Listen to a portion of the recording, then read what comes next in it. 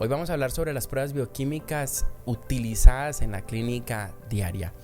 Mi nombre es Dani y espero que se quede hasta el final de este video si tienes mucho entusiasmo de comprar equipos para su clínica, lo cual le pido que se espere. Todavía no lo compre porque sí es importante conocer la opinión de un experto técnico sobre este tipo de pruebas que quieres manejar en su clínica. La evaluación de metabolitos en clínica nunca va a pasar de moda, así existan pruebas moleculares, así existe otro tipo de tecnología. Estas pruebas siempre se tienen que hacer en los pacientes, son los llamados paraclínicos, son los llamados exámenes primarios, los cuales nosotros sí o sí tenemos que hacer para poder pasar a los secundarios. Lo más importante aquí es tener en cuenta es el tipo de muestra, esa fase preanalítica en la cual si gustas le dejo por aquí un video para que usted mire los consejos prácticos que le doy para cuando va a tomar estos tipos de muestra en sus pacientes.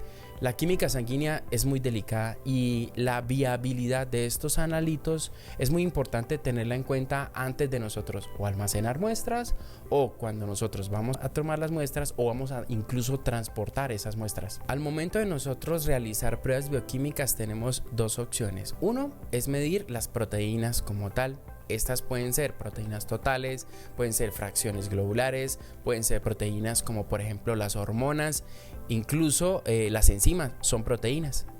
Y está el otro lado en la cual nosotros podemos medir lo que son metabolitos. Son totalmente diferentes y estructuralmente son muy diferentes.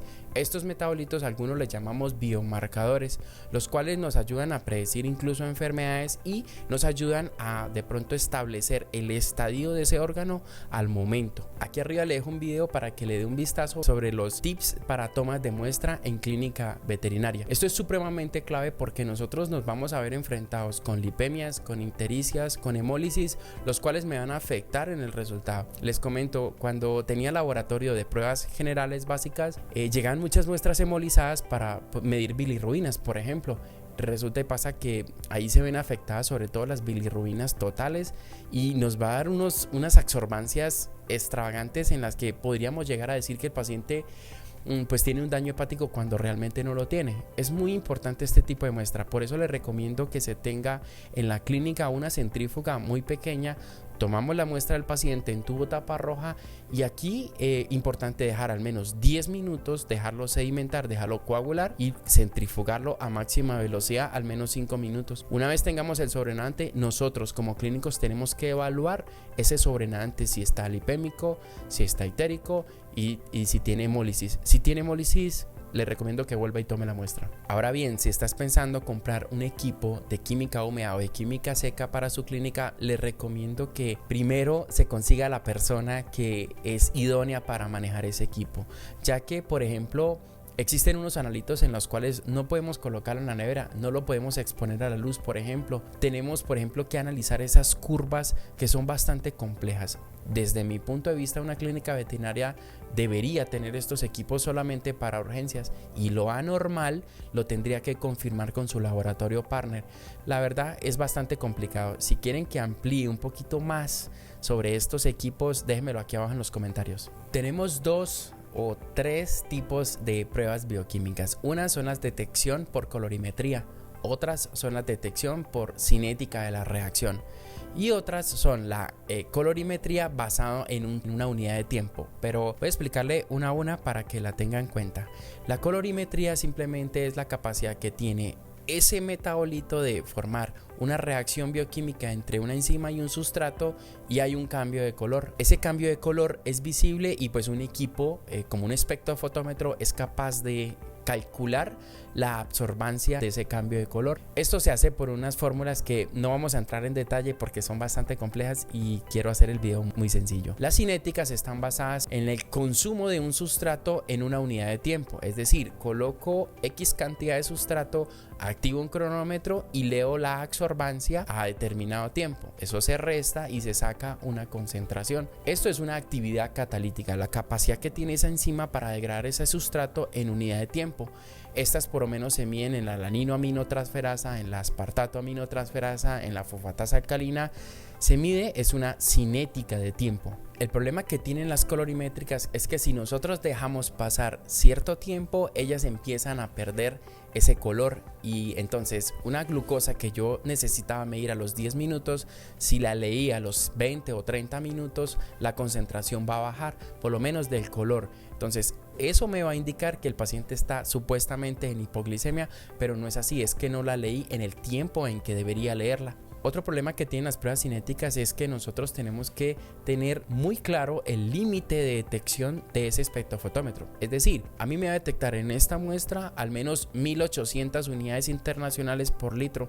Es decir, si mi paciente tiene 2500 unidades internacionales por litro, pues me va a marcar una gráfica totalmente recta. Es decir, una concentración de 18 a 20.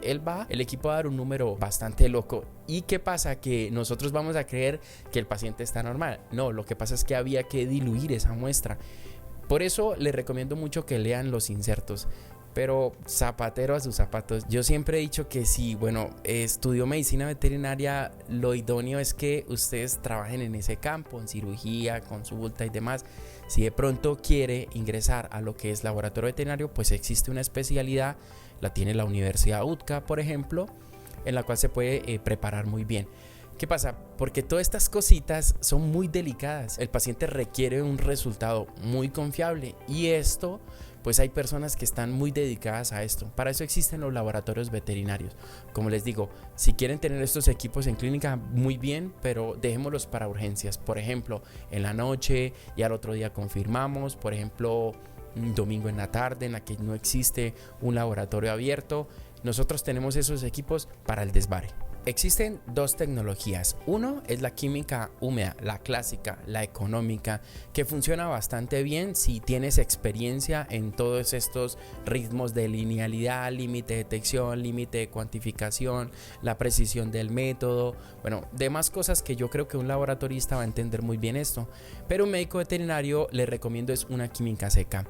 Ella casi no va a tener problemas con interferencias en hemoglobina, por ejemplo, porque son proteínas. Ellas están basadas en un papel filtro, y esto hace que las interferencias no sean iguales a las de la química húmeda, pero lo que las hace es un poquito menos precisas que la química húmeda.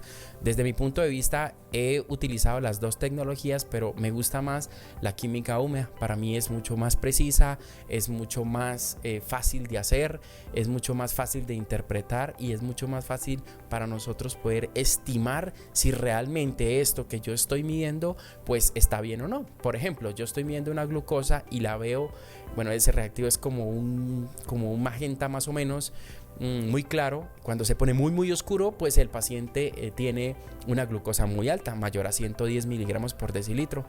Pues esto lo puedo ver yo. En una química seca no se puede ver esto. Por eso la química seca, desde mi punto de vista, se debería tener en una clínica para urgencias, no para hacer de manera rutinaria. Bien, ahora que sabes un poquito sobre el fundamento de las pruebas bioquímicas, les recomiendo que veas este video por acá sobre las pruebas bioquímicas, pero las más utilizadas para órganos, dependiendo, por ejemplo, si está fallando el hígado, cuáles se recomiendan utilizar, qué esperaría encontrar, lo mismo para riñón. Mi nombre es Dani y nos vemos en el siguiente video.